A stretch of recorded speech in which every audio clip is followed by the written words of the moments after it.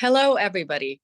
Thanks to everyone who's joining us today for this roundtable discussion on the destruction of cultural heritage and property in Ukraine.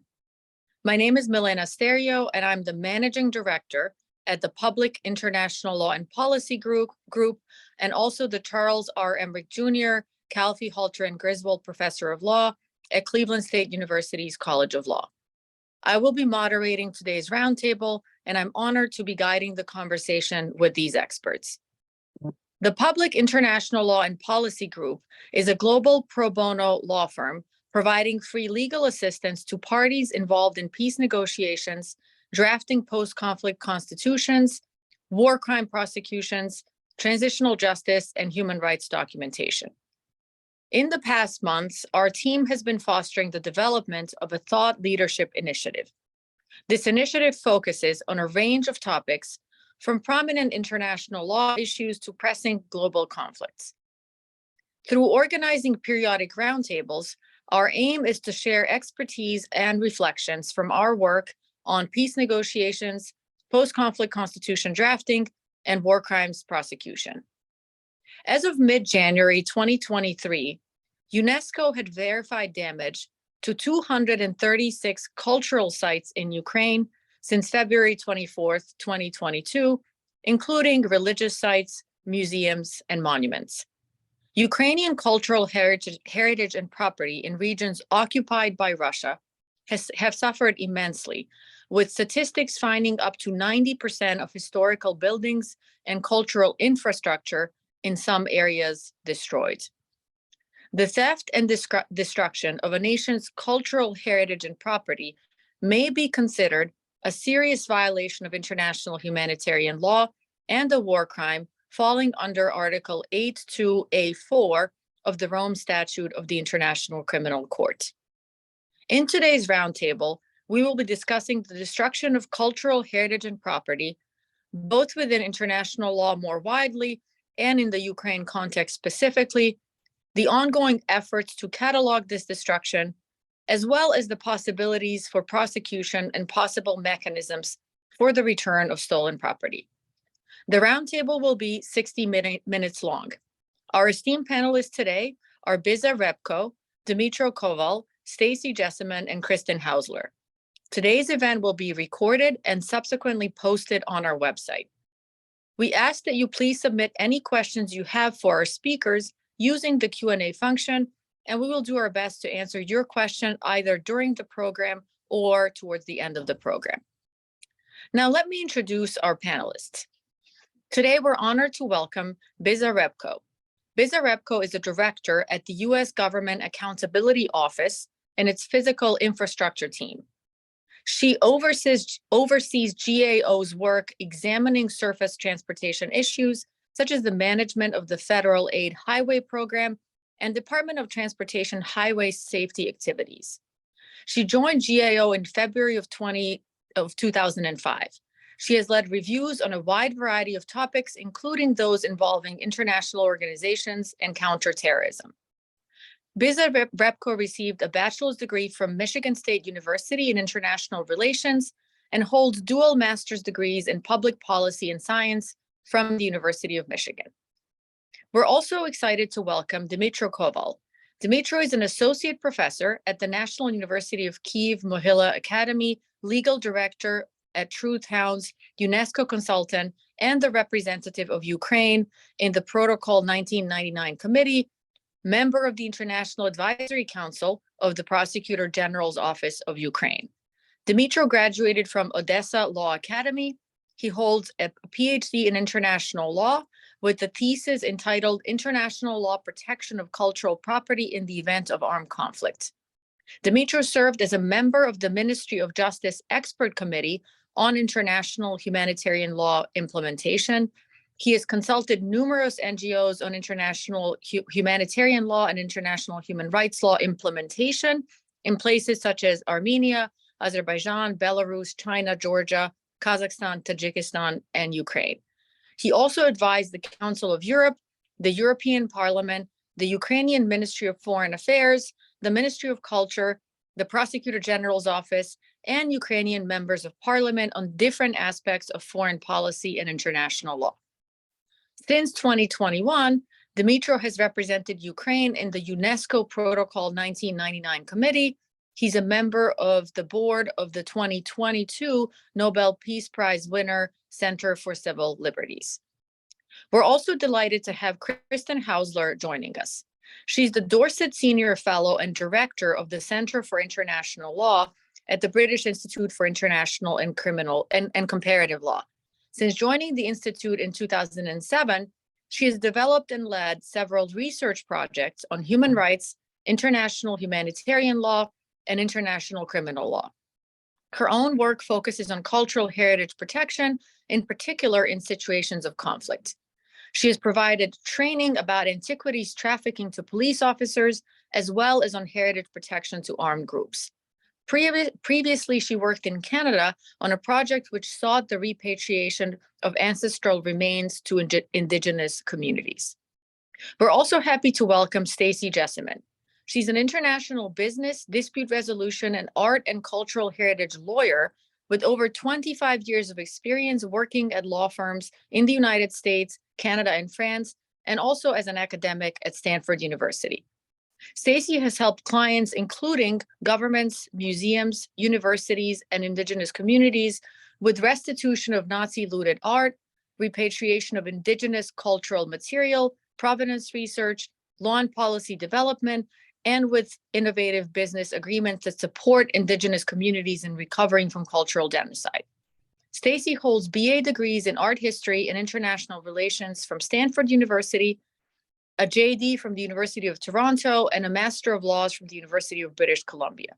She's on the panel of arbitrators and mediators at the Court of Arbitration for Arts in The Hague, and writes and speaks internationally about reconciliation and sensitively resolving repatriation disputes.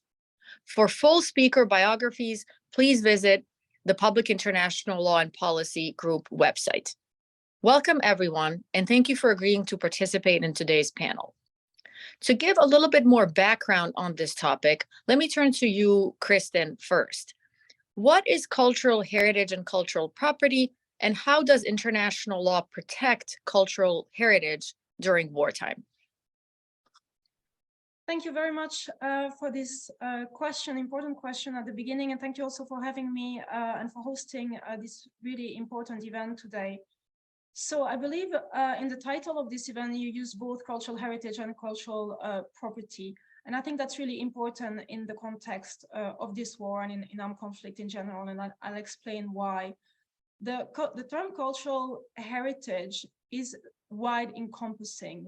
It includes tangible cultural heritage, so any movable cultural heritage. So those could be works of art, sculptures, antiquities, coins, etc.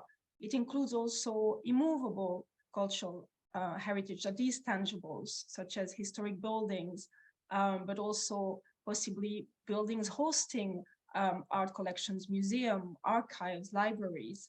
But it also encompasses intangible cultural heritage. And I think it's really important to remember that in the context of this war, that is not just tangible heritage that is at threat, at risk, but also intangible cultural heritage, so traditions, customs, etc.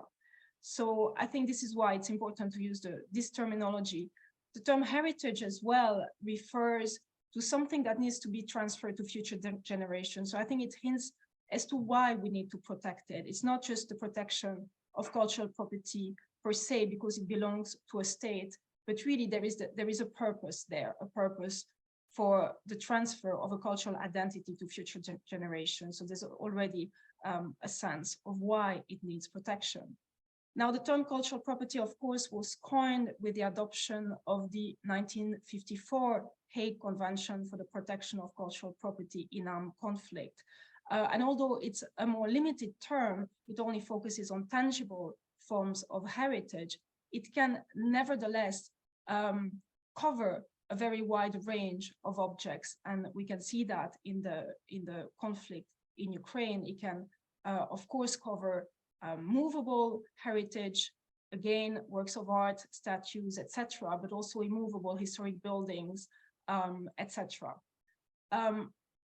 one point that is important, I think, to remember is that it goes way beyond World Heritage Sites. World Heritage Sites are very often referred to when we think of attacks against cultural heritage in armed conflict, but it goes way beyond. And it really refers to any cultural property that a state party to the Hague Convention deems worthy of protection, deems important enough to be worthy of the protection of the 1954 Convention.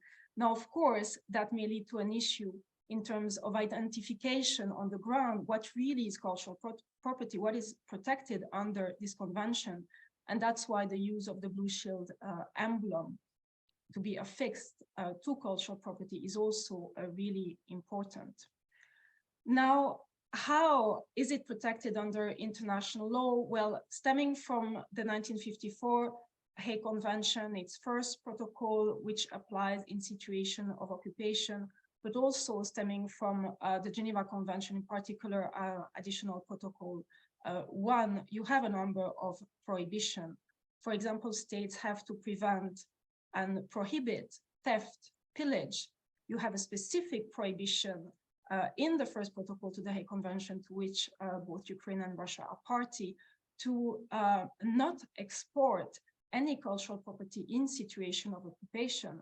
And of course, you have a key provision, which is to not conduct any act of hostility directly aimed at cultural property, or to use cultural property for a military purpose, because of course, then it would turn it into a legitimate military objective. But beyond this prohibition of conduct, I would like to highlight one article in the 1954 Convention that is really important, and that has been somewhat overlooked in its implementation by many states around the world, many states party to the Hague Convention, and that is Article 3 on safeguarding measures. It's interesting that this provision is in this convention because the convention applies specifically in situation of armed conflicts, but you do have a provision that obliges states to adopt safeguarding measures in time of peace. So to adopt any measures that they may deem necessary to prepare for the foreseeable effects of armed conflict. And that could include a very important point, for example, the establishment of inventories. So I just wanted to highlight this article because it's often overlooked. And finally, I think, of course, when we talk about armed conflict, we think of humanitarian law, but I think we shouldn't forget that human rights law also applies, and that the right to participate in cultural life also includes the right of accessing, of enjoying cultural heritage, including intangible heritage, and that all states are obliged to respect and protect that right with regard to all those under their jurisdiction. And that includes under the territorial jurisdiction, but also under their effective control, such as in situation of occupation. Thank you for that comprehensive answer. My next question then is for Dmytro, and I would like to turn now to the Ukrainian context. It has been alleged that Russia has deliberately targeted Ukrainian cultural heritage during Russia's war and invasion of Ukraine. A European Parliament briefing of September 2022 argued that since February 24th, 2022, the Russian army has targeted cultural property, including libraries and educational institutions. UNESCO also reports that at least 236 cultural sites in Ukraine have been damaged since the same dates. Can you tell us a little bit more about the destruction of cultural heritage and property in Ukraine since the start of the invasion in February 2022? What efforts are being made to catalog this destruction in particular? Yes, thank you, Milena, for this very important question. I would refer to, first of all, to the UNESCO site that you mentioned. That is one of the most important instruments or resources that follow the situation in Ukraine and indeed document the destruction of cultural property in Ukraine. This webpage lists more than 238, if I'm not mistaken, by now, objects that were damaged or destroyed completely since the new phase of the armed conflict of this war began on February 24th, 2022. But it's not the only resource that actually follows the damage to cultural heritage. Ukrainian Ministry of Culture created its own resource that is much quicker in its reaction on the damage, and it contains more than 500 objects already listed. Just want to be very clear here, UNESCO and Ministry of Culture are not using different methodologies, or they are not giving numbers because they have some contradictions in their files. It's just because UNESCO is a bit slower in reacting to the damages, and it has to go through the lists that appear on the site of the Ministry of Culture and double check, recheck, get the confirmation of the damage, get the pre-war photos of the objects to actually put the object to the list. That's why there is these different numbers on the Ministry of Culture side and UNESCO side. But we definitely are much closer to the number from the Ministry of Culture than to the number of UNESCO in terms of the losses of the cultural heritage. But those two web pages document only attacks on tangible cultural heritage. As Christine rightly pointed out, we also have the intangible part of the cultural heritage that is also under attack in Ukraine. First of all, what is being documented is the attacks on language, as in the Convention on the Protection of Intangible Cultural Heritage defines this language is a vehicle of intangible cultural heritage. And indeed, language is a very important manifestation, if I can say the most important manifestation of the intangible cultural heritage. And it is being attacked by the Russian occupation authorities quite heavily, not only since February 24th, but since the very beginning of the conflict in 2014. But of course, everything escalated since February. So now we have all the media outlets and newspapers and similar institutions Russified since the occupation of Ukraine, parcels of Ukrainian territory. Apart from that, we have this practice, really widespread practice of changing the sites and changing the names of institutions, them to represent, them to show some connection with the Russian language and Russian culture. And now we have the change in school curriculums when the Ukrainian language courses and courses on Ukrainian language and literature and history actually are being deleted and instead of them Russian teachers, but not only, start to educate Ukrainian youth in Russian language, Russian history, and Russian literature, which is another attack on cultural heritage, intangible cultural heritage. So when it comes to these types of violations, attacks on intangible cultural heritage, there is no list of all the violations because they are too numerous first, and then it's really hard to create the inventory of such types of violations. That's why we should keep in our focus messages and reports that are being prepared by Ukrainian language ombudsman who actually follows these developments in the language field, and also reports from different non-governmental organizations that from time to time speak about the situation on the occupied territories and especially the situation with the intangible cultural heritage. So I will stop probably here and I'll be ready to supplement my answer on the later stages of our discussion. Thank you so much. Now let me turn to Stacy next. Stacy, are there any parallels between the destruction of cultural heritage and property in Ukraine and other places, other parts of the world? Yeah. Well, thank you, first of all, for inviting me to speak. And I also just want to start by recognizing that I'm speaking to you from the traditional territories of the Lekwungen people, the Esquimalt and Songhees First Nations in Victoria, British Columbia, Canada. So yes, there are lots of examples. Destruction of cultural heritage and property has been a tactic used by aggressors across the ages around the world for a variety of reasons: to demonstrate power of the aggressor, to remove power from the heritage, and often to attack and erase a people's history, culture, their creative spirit, their identity, in order to impose a different culture believed to be superior for political, religious, economic, and other reasons. And it's often accompanied by theft of important cultural treasures, often for similar reasons, and also as demonstrating that they're the spoils of war, and they enhance the prestige of the new owner. That destruction and looting across history is often accompanied or followed by mass murders, which facilitate the erasure of the people and also enables the taking of land, resources. And we see examples of this throughout history.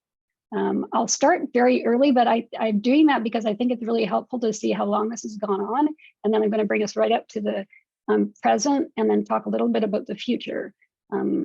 So, if we go back to 410 AD, we see the sack of Rome by the Visigoths, which included the ransacking of the mausoleums of Augustus and Hadrian and the looting of valuables across the city. In 1258, we saw the ransacking of Baghdad, during which Mongol soldiers looted and destroyed mosques, palaces, libraries, and hospitals. In 1897, there's a lot about this in the papers now. There was the mass destruction by British forces of sacred sites, ceremonial buildings, and palaces in the Kingdom of Benin, from which they looted cultural treasures that we now call the Benin bronzes and are the subject of restitutions right now around the world. We also probably all keenly remember the images of the Taliban blowing up the Bamiyan Buddhas in Afghanistan in 2001, and of ISIS militants ransacking the Mosul Museum and sledgehammering sculptures in 2015. Today in Ukraine, we're seeing the same thing. We see the deliberate bombing of cultural sites and the removal by Russian experts from museums of precious treasures. So in North America, there are also countless examples of destruction of heritage of Indigenous peoples, including, for example, the sacred sites of the Lakota in the Black Hills in South Dakota, which have been logged among other things. But I'm going to focus today on examples involving Canada's Indigenous peoples because it sets the stage for my later discussion of healing from cultural heritage destruction and theft. And I also think there are helpful lessons to be learned for the Ukraine situation.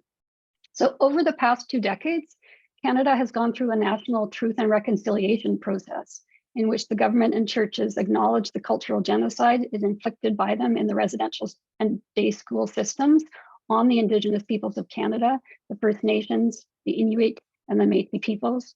And we are now also confronting the reality of mass unmarked graves around residential schools, thousands of unmarked graves. So this progress, though, societal progress in reconciliation and truth-telling isn't without bumps. For example, in 2017, the Supreme Court of Canada, in response to efforts by the Ktunaxa Nation in British Columbia to protect their sacred sites from proposed development by a ski resort company, found that the Canadian Charter of Rights and Freedoms protects the freedom to worship, but doesn't protect the spiritual place of worship. But overall, I think Canadian society is working towards truth-telling, or many members of Canadian society are working towards truth-telling about and to supporting Indigenous peoples healing from these colonial harms. I want to talk a little bit about the history of these harms because it actually involves a very long-lasting attack on distinct people's culture and identity, and it maybe has some helpful insights relating to the impact of the situation in Ukraine in the future. And it also involves many of the kinds of destructions that Kristen and Dimitra have just mentioned. So in 1894, the Canadian government amended its Federal Indian Act to enable government Indian agents to remove Indigenous children under the age of 16 to Christian boarding schools, where they were prohibited from speaking their native languages and engaging in any form of Indigenous cultural and artistic expression. The intent publicly stated being to kill the Indian in the child. America had a similar boarding school system that is now, you've seen it in the papers, but anyway, I just mentioned that there was a similar situation in America. And when I teach at Stanford, a lot of my students don't actually realize that. So it's just starting to become more widely known. So for over a century, more than 150,000 children were removed to Indian residential schools, where they were physically, psychologically, and sexually abused, and in some cases subjected to medical experiments and forced sterilization. Duncan Campbell Scott, who was the head of the Federal Department of Indian Affairs from 1913 to 1932, said in public that our objective is to continue until there is not a single Indian in Canada that has not been absorbed into the body politic, and there is no Indian question and no Indian department. So at the same time, the government also, actually in the late 1800s, the government banned cultural ceremonies like the potlatch and the Sundance to destroy Indigenous peoples' cultures and hinder their ability to transmit cultural, legal, and economic rights and land and resource stewardship obligations during those ceremonies. And the government confiscated the cultural treasures of anyone caught holding those ceremonies and using the treasures in them. First Nations across Canada were also confined to reserves by the government and unable to leave without a pass, cutting them off from their traditional territories and economies. At the same time, missionaries were converting Indigenous peoples to Christianity, in some cases through mental duress, telling them that if they didn't convert, they would die of smallpox, which was ravaging communities. Some missionaries, like George Raley in Kitimat Village in British Columbia, would tell converts to burn their treasures in a bonfire he made or to give them to him. And he actually amassed a massive collection that he apparently treasured and eventually gave to the Museum of Anthropology in Vancouver. Meanwhile, collectors and anthropologists, including from the United States and Europe, were removing cultural materials from Indigenous communities, taking advantage of the fact they had been displaced by and were reeling from colonial laws. So we see the intentional destruction by a colonial government of the cultural heritage of Indigenous peoples, including sacred sites, ceremonial regalia, languages, artistic traditions, spiritual practices, and more.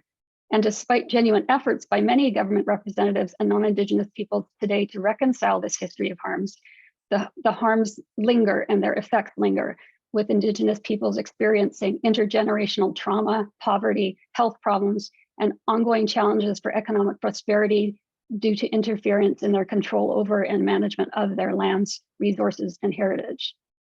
I say all this in part because we talk about this a lot in Canada, and there's a very big national awareness of an effort to reconcile these harms. And also it gives us our perspective on what happens to a people when they are also subjected to intentional destruction of their cultural heritage and identity at the same time as mass murders. And also because it forms the background to the requests by Indigenous peoples of Canada for repatriation of cultural treasures from museums around the world, which is in the paper all the time now too. So I'm going to talk more later about the issue of returning and repatriating these treasures and the issue of reconstructing identity and healing from traumas, but I'll just leave it there for now.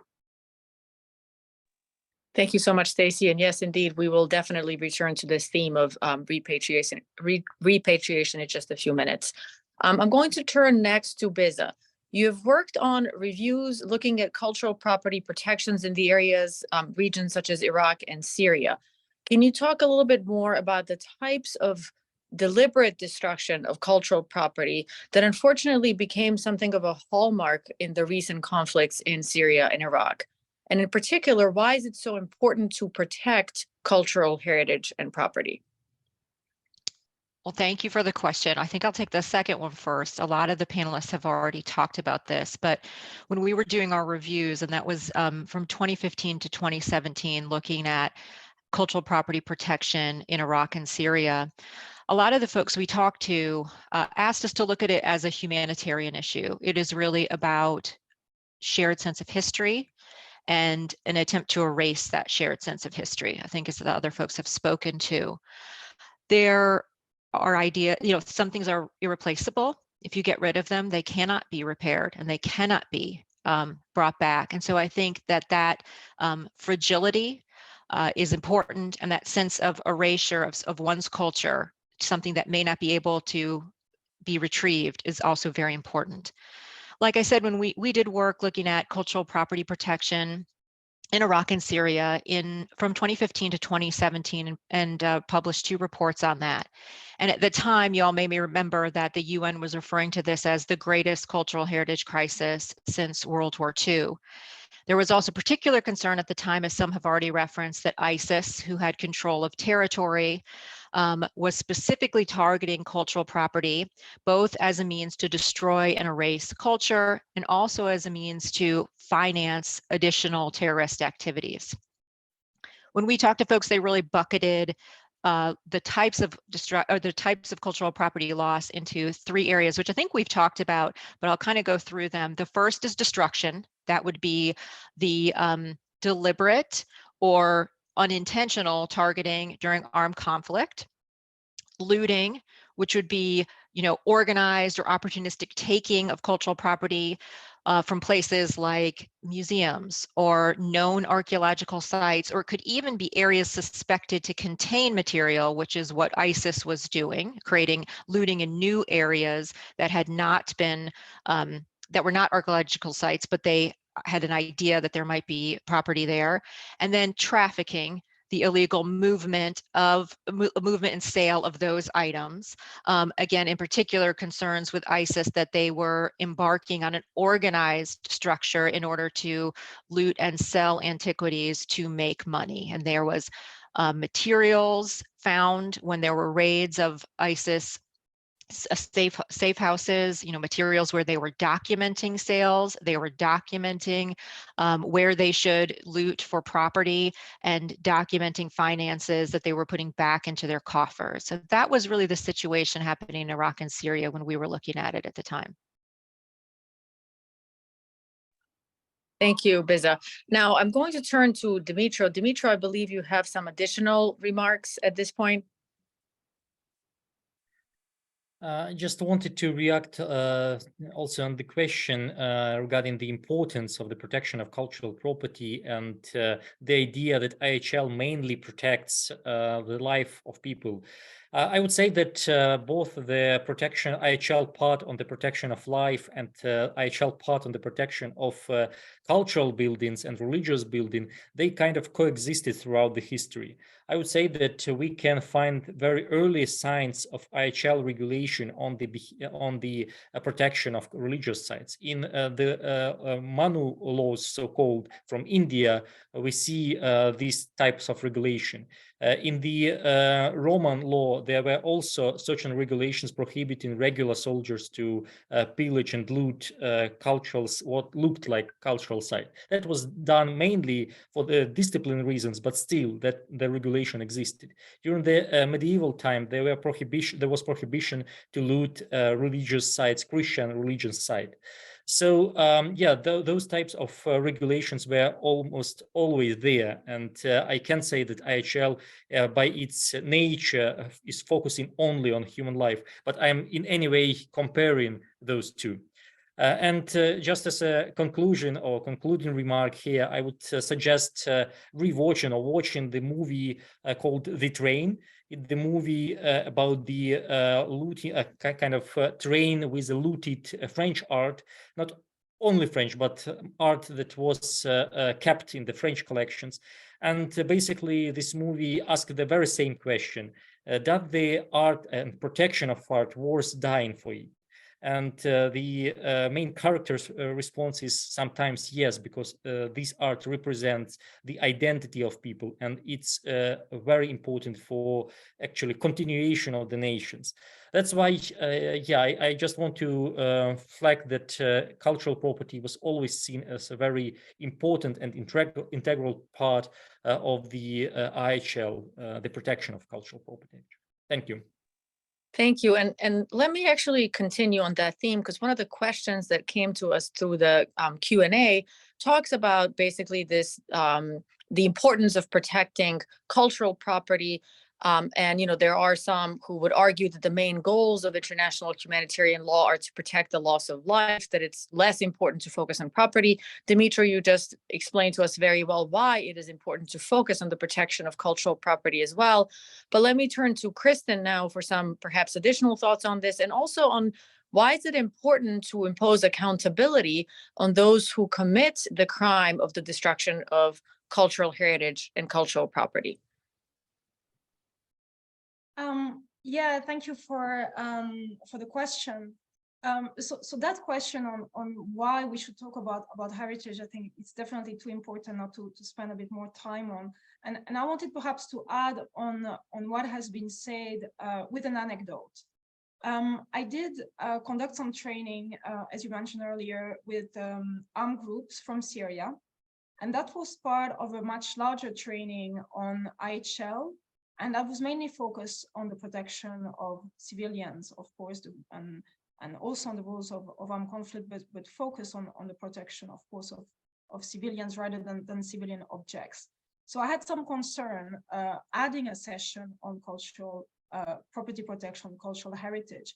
And I did ask the generals who were there if that session was relevant to them, if it was important enough for them, and if they welcomed that part of the training.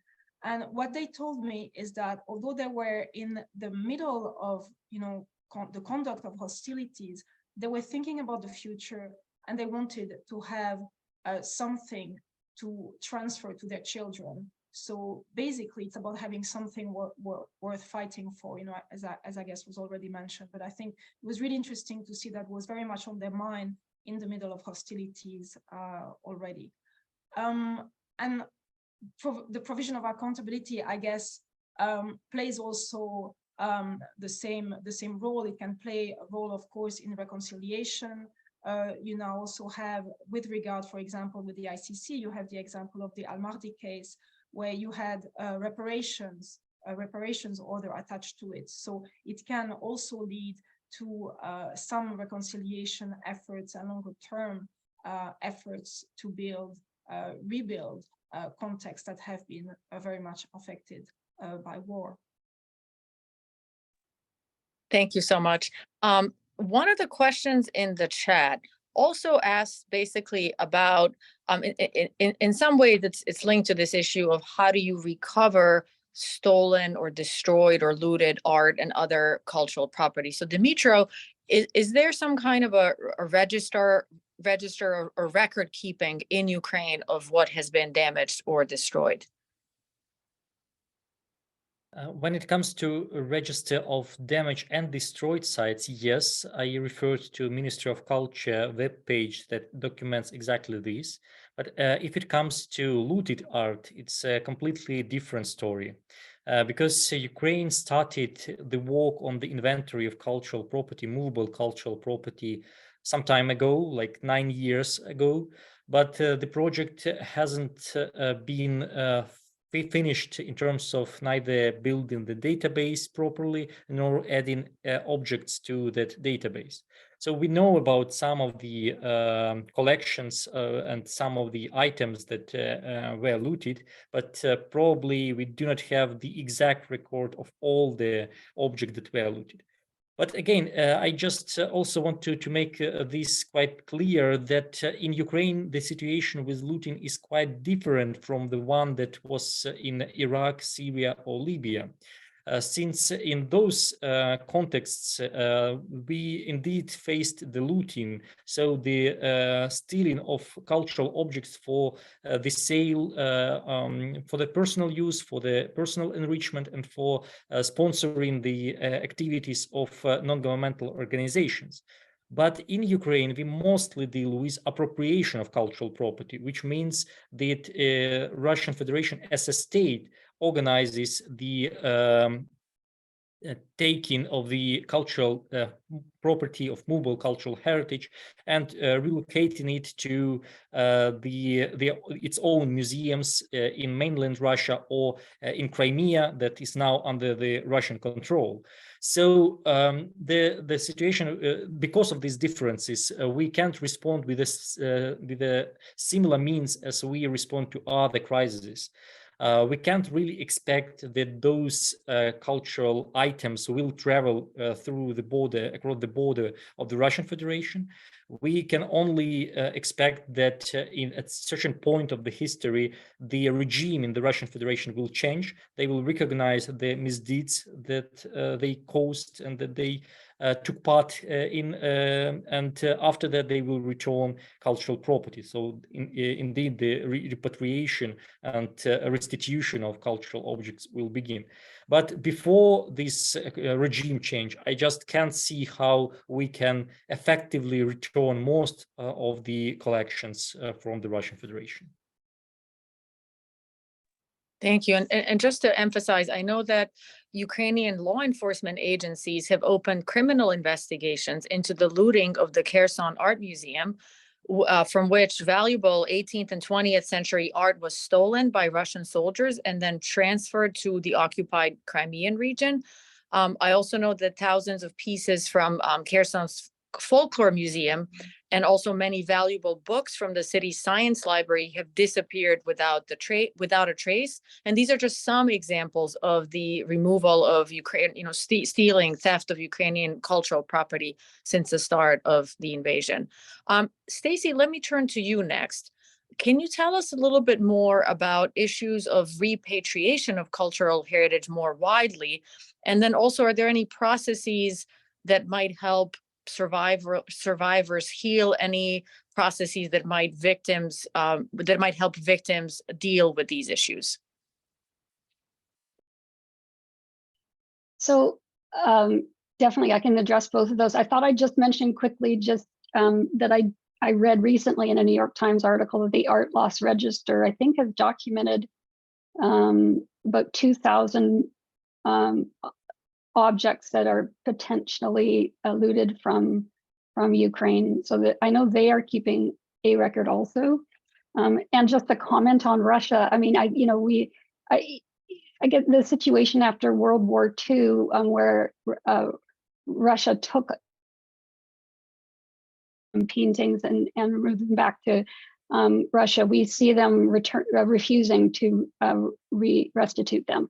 So they have consistently taken the position that they don't have to. That was a retribution action, that removal, and they are not willing to. So to be true, right? Like, unless there's a regime change and the heritage ministers have a change of heart, I think it's unlikely that there would be restitution. But I'll talk a little bit about. I'll first mention that actually one of my areas of law practice is actually helping museums and Indigenous peoples with repatriations and restitutions of Nazi looted art, and then helping them update their policies to reflect current practice. And that's actually a part of the process of healing has been between Indigenous peoples and museums, has been the updating, including recently, of sort of museum practices and repatriation policies to bring them in line with the United Nations Declaration on the Rights of Indigenous Peoples. So I'll give a little bit of history on that. And I'll just mention that when I use the word repatriation, I'm referring to returning cultural material, both tangible and intangible. So intangible material would be things like recordings of songs and stories taken by Indigenous people, taken by anthropologists in Indigenous communities. And material that was acquired illicitly or under duress. There's an increasing recognition that material that was acquired during situations of duress, financial, etc., should be returned. And interestingly, there's been a recent recognition that duress did not end in the mid-20th century, as has been taught by museums and governments now, when it deleted the ban on cultural ceremonies from the Indian Act. In fact, in Canada, the argument now is that the duress continued past 1951, and that objects acquired after 1951 should also be considered eligible for repatriation during treaty processes from museums. So I just want to highlight like 3 themes for my discussion. One is that truth telling, so both speaking and being able to speak truth, having places to speak truth, and listening to the truth telling is essential to healing. that recovering or reconstructing tangible cultural heritage and revitalizing and protecting the intangible heritage, so the languages, the songs, the stories, the artistic traditions, that was illicitly taken without, and UNDRIP uses the word, the free, prior, and informed consent, should be seen as essential to healing and as a human right. And that importantly, financially supporting cultural recovery and renewal is crucial. And I think not only sort of the sort of perpetrator of the harms, but also the world community has an interest in significantly financially supporting that kind of recovery. And part of that is because the destruction and the theft of the cultural heritage causes terrible intergenerational trauma. And so creating places and spaces for truth telling about the traumas, for having conversations about the history underlying them, and just an ability of the victim or the intergenerational victim of that is absolutely essential to the healing process. And that is actually what took place in Canada. So in 2008, we had a large mass class action settlement entered into by the government and some of the churches and Indigenous peoples of Canada it related to the sexual abuse claims that had been brought, numerous sexual abuse claims. And so there was a massive class action settlement. And one of the outcomes of that was the obligation to set up a Truth and Reconciliation Commission. And that commission operated from 2008 until 2015. It had national events across the country and many smaller events. I went to the national event in Vancouver in 2013 and walked through the streets of Vancouver with 75,000 people in the rain. It was a really impressive event. It was a massive witnessing of survivors' stories. There wasn't a dry eye in the room in that massive center while we were all listening. So that's one example of what was done to help with the healing and truth-telling process. And then in 2015, the Truth and Reconciliation Commission issued its final report. And in that, there were numerous calls to action related to protecting and revitalizing the cultural heritage of Indigenous peoples. So a lot about revitalizing languages. And one important one was a call to action related to doing a study of the implementation of the UN Declaration on the Rights of Indigenous Peoples in museums. And that report was just published in September of this year. It's a very well-written report, and it's a very good report and worth looking at countries around the world in terms of implementing the very important cultural rights in the UN Declaration on the Rights of Indigenous Peoples, and importantly, on recognizing the link of the cultural rights to all of the other rights that are in there. So the holistic understanding of Indigenous cultures that the UN Declaration puts forward is recognized. And the issue that is recognized in that report, and I think it does a good job, is that museums themselves are often underfunded and struggle to do the work they need to do to create places for truthful conversations, do engagement with communities that have been victims of trauma, for the rest of society to learn about the history, and to do the work restituting and repatriating material. And this needs to change. And the report is very clear about that. The provincial and the federal governments in Canada, it says, must give dedicated and ongoing funding to that process. And I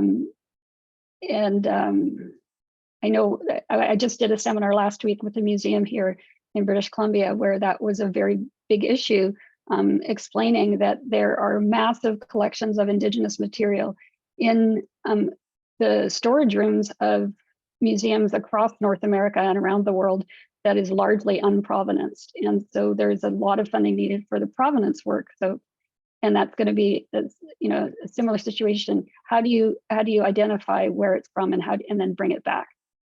So that kind of work needs funding also. We were just talking in the previous comment about the fact that saving people is just as important as saving culture and vice versa. I remember in 2013, Irina Bokova, the former Director General of UNESCO, said there's no society without culture. And it teaches us about our past, and it also forms how we think about ourselves in the present and our identity. And that's very important for the future generations. And the organizations run by just the survivors need funding also. And one way this can be achieved is as the private sector. So the private sector, I work with Indigenous peoples and business partners on creating mutually beneficial business arrangements that, they might relate to projects, and they might, have provisions about employment and contracting opportunities, but there are also provisions in there about supporting repatriation and language revitalization and cultural strength. And I work really hard to make sure that everybody understands how important that is. And then there's also, the private sector has been, we've seen them helping with reconstructing cultural heritage and property after conflict. We've got now SciArc doing 3D records. 3D digital preservation for future reconstruction of heritage sites is now a reality. And so there are things that we're doing to help heal and help ensure that we can recover after these processes. Thank you so much, Stacy. Now, we are coming to the end of the hour here, but I do have time to address one more topic, which is safe havens. So let me start with Kristen here. The creation of safe havens as an instrument of international assistance is becoming increasingly popular. Can you discuss the concept of safe havens and how this practice can protect cultural property from conflict? And also, how could safe havens work in the Ukraine context? Yeah, thank you for this question. It's true that the question of safe haven regularly comes into discussion with regard to conflict. It's worked in some contexts, worked perhaps a bit less in others. I think first there's a distinction that should be made, is that you can have safe haven within the country where the conflict is taking place. Usually we talk about them in terms of refuge or shelters. And then you have what is generally understood as safe haven, really, which is to find a place of safety in a third state, a state that is not party to the conflict. For any state interested in developing a framework around that, I'd just like to flag the Swiss legislation on this, which is really interesting and covers shelters and safe havens quite well. And it's quite a unique piece of legislation too. But there is an issue. I think there is a reluctance in many contexts to the idea of safe haven in third states. And that for several reasons.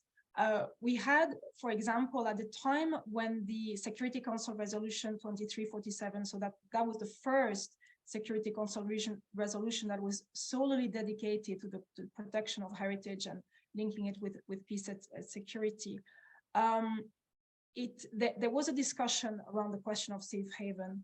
And one of the representatives, I think it was the representative from Egypt, mentioned that he thought safe havens should only be established within the states where a conflict is taking place, because there is a fear, there's a concern that objects may not return after a conflict, perhaps because of conservation concerns, perhaps some legitimate concerns because a situation, even if the conflict has ceased, may still be fragile, may still be volatile.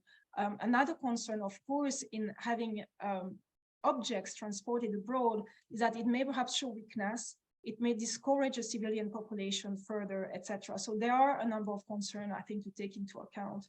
One thing that has worked quite well, I think, with regard to Ukraine, just for a very few number of objects, but still, I think it's interesting to highlight those examples, is the case of traveling exhibitions. So it's sort of a middle road between, a safe haven. It does protect safety to these objects abroad.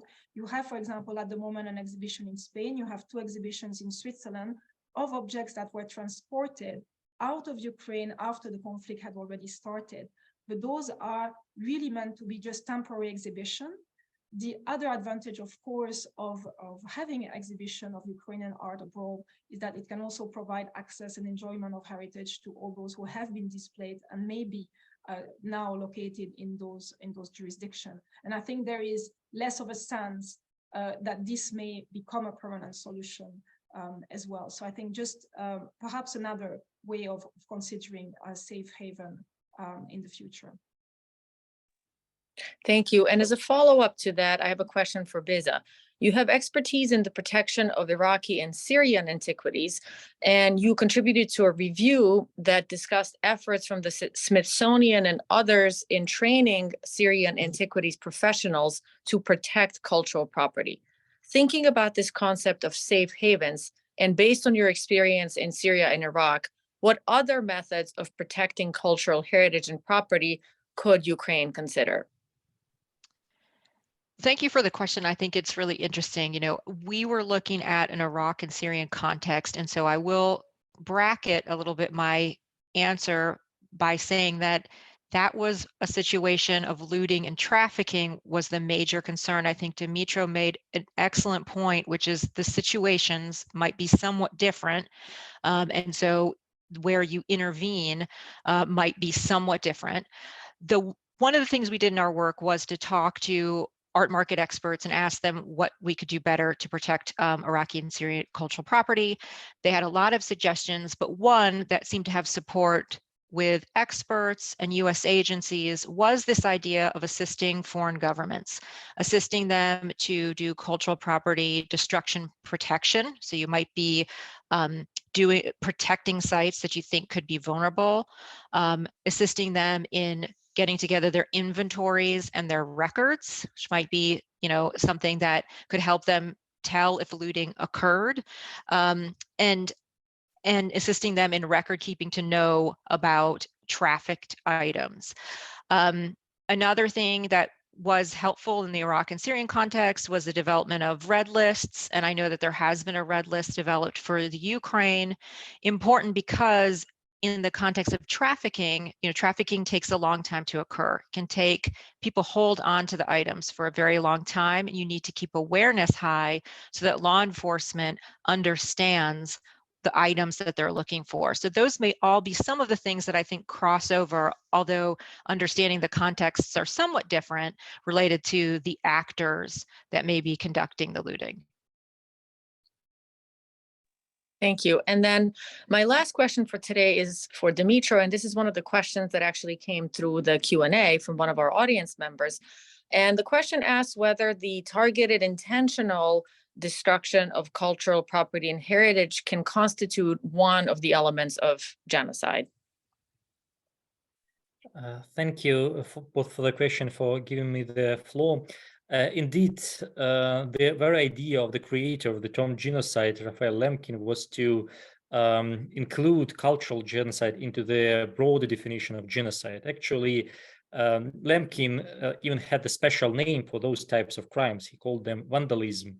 In this, he actually learned from the experience of Vandal in the looting of Rome, and that's why he actually used the name of this tribe to name his type of the crime that targets cultural property and cultural heritage. But that Lemkin's definition, it was not accepted by most of the states during the conference in 1948, and that's why now we're dealing with the definition that does not contain this cultural element in it.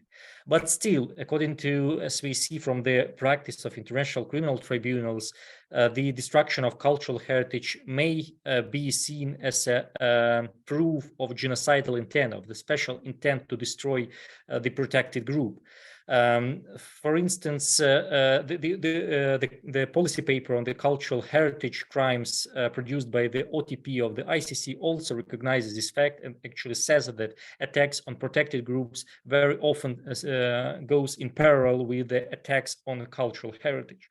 So that instructs us that indeed the attacks on cultural heritage, both tangible and intangible, I would say, may be significant evidence of the genocidal intent, of the dolus specialis, as lawyers call it, of genocide, which is one of the hardest part in terms of proving in the whole crime of genocide.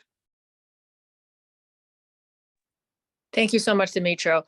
Unfortunately, that is all that we have time for today. Thank you for joining us and submitting your questions. The webinar recording will be available on the PILPG website and shared with all of the attendees on Zoom via email. I would like to reiterate that this event was part of PILPG's Thought Leadership Initiative Expert Roundtable series. We organize periodic expert roundtables and share our expertise and insights on various topics of international law and international affairs. Thanks again to all our panelists for sharing their takeaways and their expertise, and to all the attendees for contributing to this crucial discussion with their questions. I encourage everyone to follow this Thought Leadership Initiative and join us for our next event. Thank you.